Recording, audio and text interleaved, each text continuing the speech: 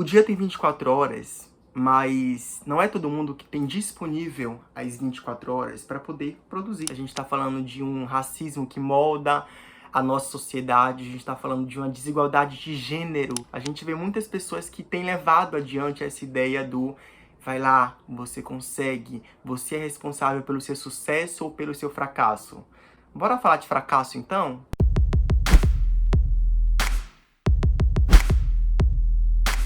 Oi povo, muito que bem, muito prazer. Eu me chamo Robert Marley e esse é mais um vídeo do canal. E hoje eu vim aqui falar sobre uma polêmica que recentemente eclodiu assim na internet.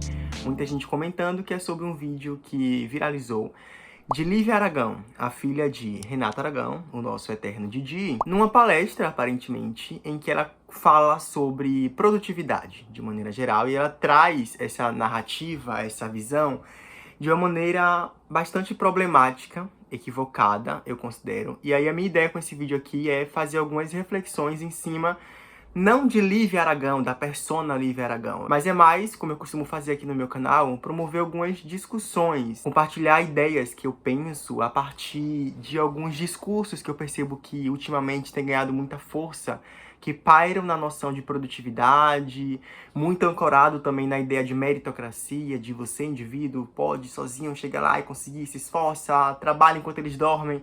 Essas ideias que parecem que estão apartadas, mas que caminham juntas e que para muita gente, e eu diria que para a maior parte dos brasileiros, é muito problemática, porque ela não dialoga com a realidade do nosso país. Mas antes, vamos reassistir esse vídeo, né? Eu quero ver com vocês, é um vídeo curtinho de poucos segundos. Vamos lá! Eu que passo pelo tempo, o tempo tá passando por mim. Não é possível que na vida de todo mundo tem 24 horas no dia. Por que algumas pessoas conseguem fazer tantas coisas e outras parece que não saem do lugar? O nome disso é produtividade. É como você dar conta do seu tempo, porque o sol nasce pra todo mundo. Então o que a gente faz com essas nossas 24 horas que a gente tem no nosso dia? Vamos lá.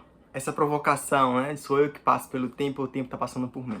Gente, assim, eu acho muito do que ela foi falando para tentar amarrar e pensar a noção de produtividade parte de uma base que é muito equivocada, pressupostos que são problemáticos. E quando no começo do vídeo eu digo que não dialoga com o Brasil, ou com a realidade da maior parte dos brasileiros, é pensar justamente que nesse discurso dela não existe nenhum recorte para pensar classe, gênero, sexualidade e tantos outros possíveis recortes que eu poderia elencar aqui. O dia tem 24 horas, mas não é todo mundo que tem disponível as 24 horas para poder produzir. Como que a gente pensa produtividade para pessoas que acordam 5, 6 horas para trabalhar, que pegam transporte público para chegar nos seus trabalhos, que passam o dia inteiro trabalhando, saem 4, 5, quando não mais tarde de trabalho, para voltar para casa, para chegar de noite, cuidar de uma casa, cozinhar. Muitas pessoas, né, que são mãe e pais de família e tem que dar atenção aos filhos, é dever da escola, é limpar a casa, é ver o que vai levar no dia seguinte para almoçar, para dormir e acordar no dia seguinte para levar a mesma rotina adiante. Onde que sobra tempo para a produção? E o que eu percebo é que muita gente tem caído nesse discurso. Muita gente que vem de uma realidade difícil e que de alguma forma não consegue problematizar e perceber como que esses marcadores e essas vivências que atrasam a vida de muitas pessoas não vai te colocar no mesmo lugar de alguém, por exemplo, que é filha de um dos maiores comediantes do Brasil, em que o seu patrimônio, né, o patrimônio de Renato Aragão, está avaliado hoje em média de 180 milhões de reais. É dessa pessoa que a gente está falando e é dessa pessoa que esse discurso tem sido reproduzido. Não só, a gente vê muitas pessoas que têm levado adiante essa ideia do vai lá, você consegue, você é responsável pelo seu sucesso ou pelo seu fracasso. Bora falar de fracasso, então? Que eu acho que essa noção do fracasso e do sucesso, ela é muito relativa, assim.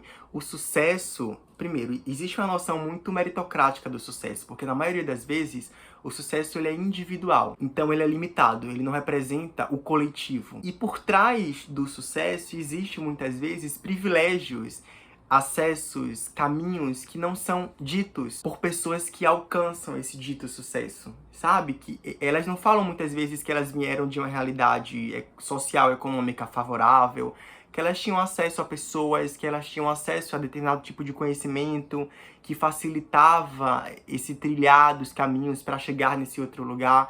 elas não contam muitas vezes que para chegar nesse lugar de sucesso, elas não precisaram trabalhar enquanto estudavam, faziam faculdade. Tudo isso, e muito mais que eu poderia listar aqui para vocês, não costuma ser dito nessa narrativa contada de sucesso.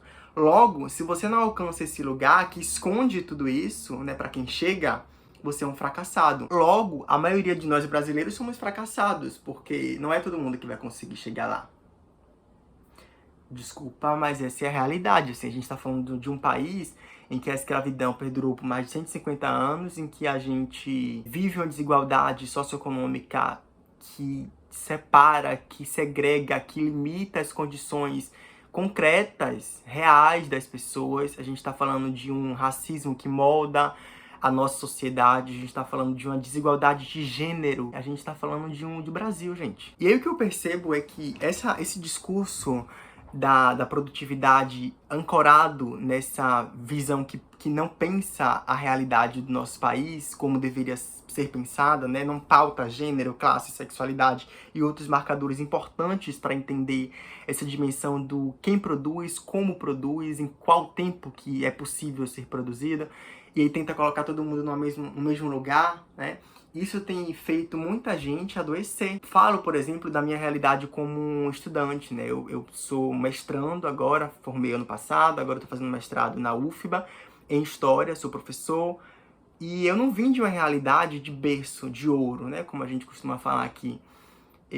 Meu pai não fez graduação, minha mãe não fez graduação, eu sou a primeira geração que entrou na universidade e a primeira geração que tá fazendo mestrado, eu sou a primeira pessoa da minha família que tá fazendo mestrado. E eu tô aprendendo muita coisa na marra, assim, eu tô ali capinando para que as gerações futuras da minha família não passem pelo que eu tô passando agora, não tenham que lidar com o fardo que é abrir o caminho, capinar o terreno para ficar mais tranquilo, mais suave para outras pessoas. E eu vejo muita gente adoecendo na universidade.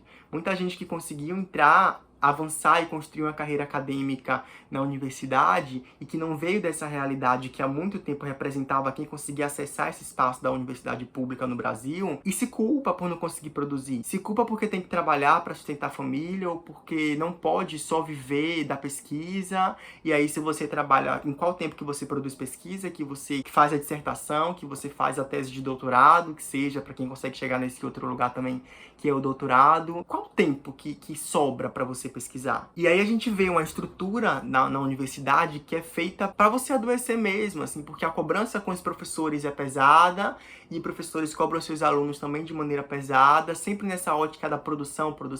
Então é publica artigo, faz isso, escreve, entrega e escreve bem para ser bem entendido, muitas vezes para você conseguir uma premiação, para você conseguir pensar em outro lugar na carreira acadêmica, e é sempre mais, puxa.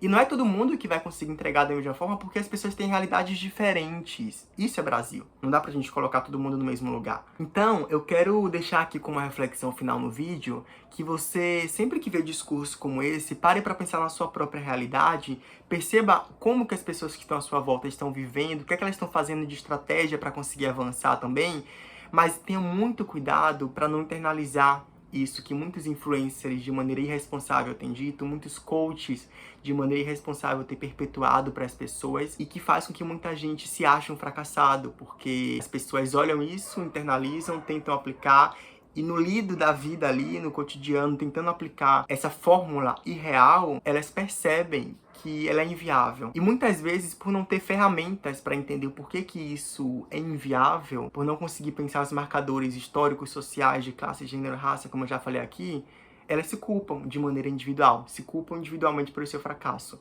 E não percebem que existe toda a estrutura por trás, historicamente alimentada, retroalimentada no presente, feita para moer as pessoas e para fazer com que poucos consigam esse lugar de sucesso, que muitas vezes esconde os privilégios por trás dessa caminhada, os privilégios que impulsionam até você chegar no topo. Cuidado, porque isso adoece pessoas e faz com que muita gente se sinta de fato um fracassado. E nós não somos fracassados. Cada um tá fazendo o que pode, no tempo que pode, da forma que dá.